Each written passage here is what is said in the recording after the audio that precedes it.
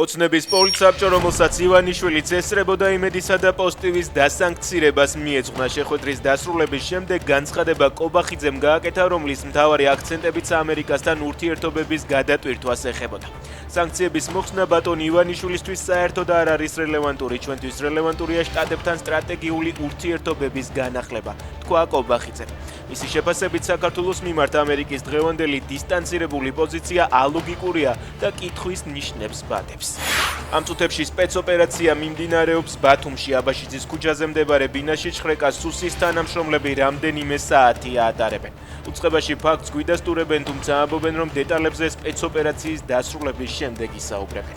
გავრცელებული ინფორმაციით სამართალდამცველები ერთ-ერთი მაღალჩინოსნის სახლში იმყოფებიან. იმედი ცოცხალია, კორუფციასთან ბრძოლა გრძელდება, რაჯდენ კუპრაშვილი გამოსამშვიდობებელ განცხადებას ავრცელებს.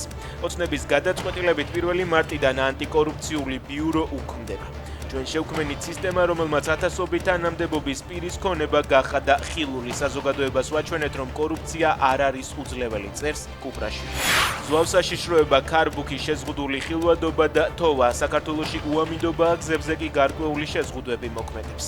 უდაური კობის, ნიჩბისი, დიდგორი, დიდი თონეთის საავტომობილო გზებზე და კიდევ რამდენიმე მონაკვეთზე ყველა სახის ავტოტრანსპორტის მოძრაობა დროებით შეზღუდულია.